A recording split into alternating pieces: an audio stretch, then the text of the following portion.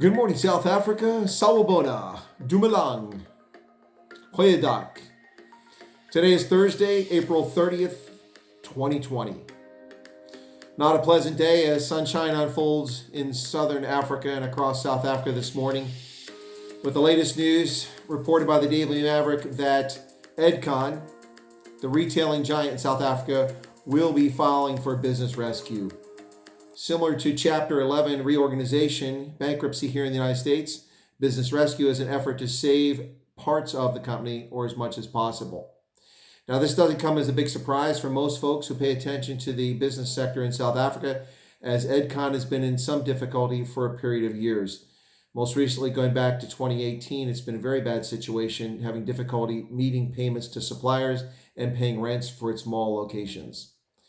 Edcon is South Africa's largest non-food retailer, with 14,000 permanent and 25,000 temporary staff, and it gets supplies from 750 different suppliers across the country.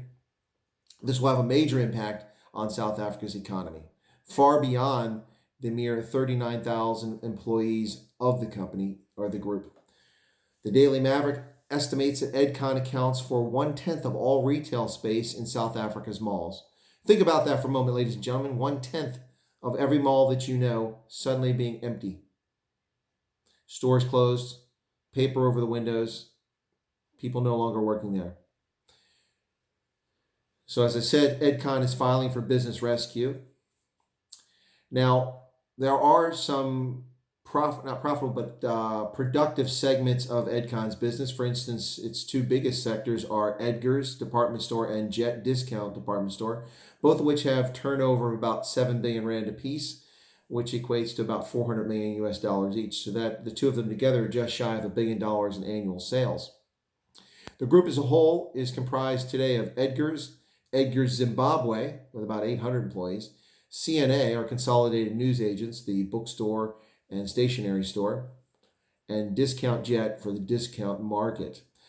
Now, previously, the company also included Red Square and Prado fashion or retail clothing chains, and the Boardman's Homeware, which is quite popular with a number of South Africans for its large and diverse selection of furniture and house homewares. So that was the group. But make no mistake, ladies and gentlemen, this will be a devastating impact across the retail sector in South Africa. It will affect massive job losses. It's not just the 39,000 within the group, potentially, depending on what happens in the business rescue phase, but all of the suppliers and the malls who count on the revenue that's generated by those businesses in the Edcon chain. The disruption to the supply chain will suddenly make a lot of clothing and a lot of other retail material that Edgar's, for instance, or Jet would be consumers of or purchasers of, now be available on the market for others, which will lead to a glut in the short term. This will have a major impact on malls that rely on rents from their tenants as well. So here you are, folks. Thursday, April 30th. We've now seen South African Express go under and into liquidation.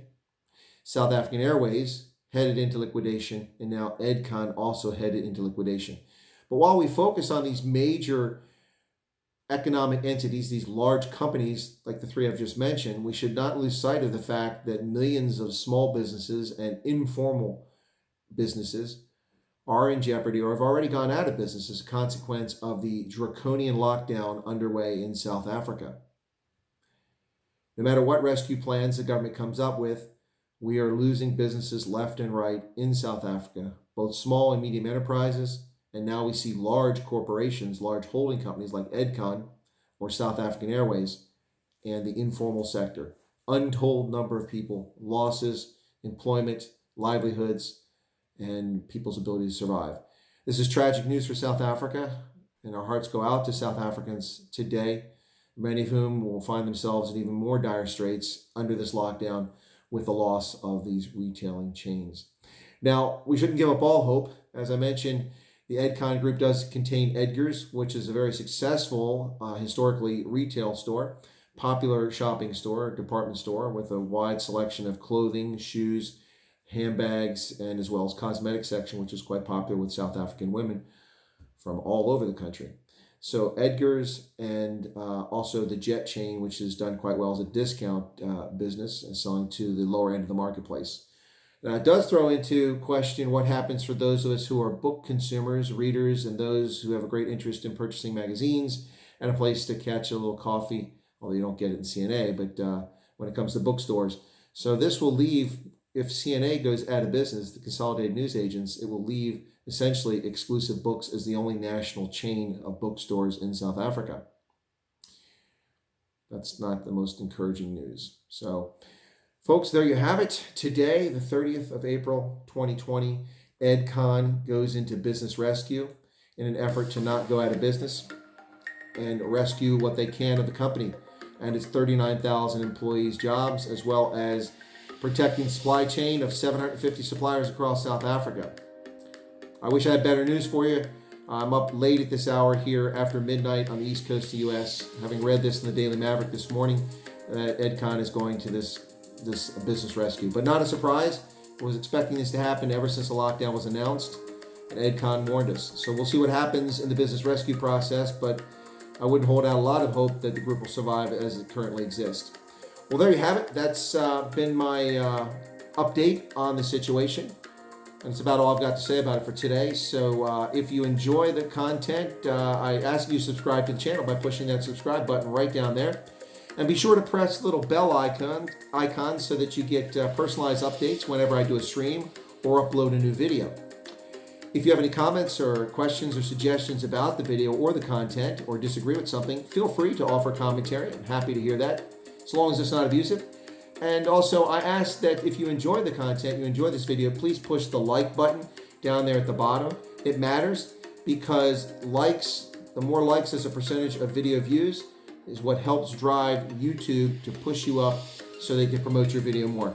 If we do so, we'll get more people watching this content and have more discourse and a better discussion. So, ladies and gentlemen, this has been Chris for Indaba Africa. I thank you for tuning in once again.